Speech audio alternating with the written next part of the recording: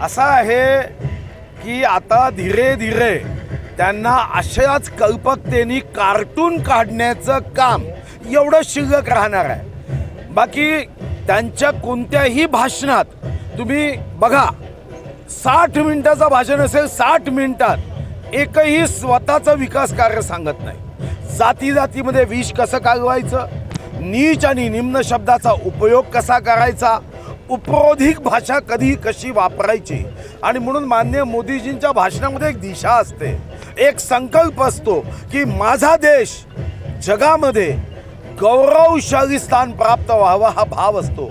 यांच्यामध्ये कधीही कोणता भाव नाही, फक्त जातीवाचक। पत्रकार परिषदेमध्ये जायचं, तुम्ही कोणत्या जातीचे, तुम्ही कोणत्या जातीचे, कधी भारत मातेचा मृत्यू झाला असं सांगायचं।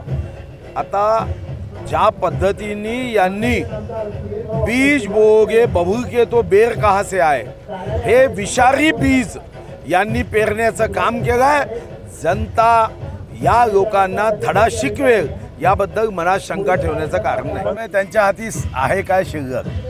3 राज्यामध्ये अतिशय अहंकाराने उर्मटपणे कर्नाटक जिंकल्यानंतर त्यांच्या मेंदूमध्ये जी हवा गेली आणि ज्या पद्धतीने अहंकाराची भाषा सुरू झाली, कधी पनौती म्हणायचं, कधी पंतप्रधान पदाचा सन्मान न राखता अतिशय निम्न शब्दाचा उपयोग करायचा, त्यांच्या हाती काही शिल्लक राहिलं नाही। आता ते चहा पिण्याच्याही पात्रतेचे राहिले नाही आणि म्हणून त्यांनी योग्य निर्णय केला, चहा पाण्यावर बहिष्कार टाकला। जनता निवडणुकीत त्यांच्यावर बहिष्कार टाकेल हे आता निश्चित झालं। म्हणून आम्ही कोणत्याही प्रश्नाची चर्चा आणि त्याचं उत्तर द्यायला तयार आहोत। महायुतीचं सरकार हे जनतेच्या प्रश्नाच्या संदर्भात संवेदनशील आहे। जनतेचे प्रश्न सुटावेत यासाठीच आम्ही सरकार चालवतो।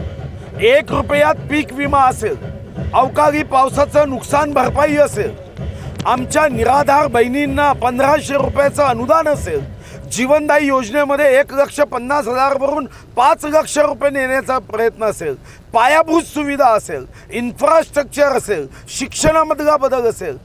महायुतीचं सरकार हे आरोप प्रत्यारोप न करता, कारण नसताना राजकारणाचा दर्जा खाली करण्याच्या कामाच्या ऐवजी शासन आपल्या दारी, जनता आमच्यासाठी सर्वोपरी आहे, सर्वश्रेष्ठ आहे या भावनेने आम्ही काम करतो।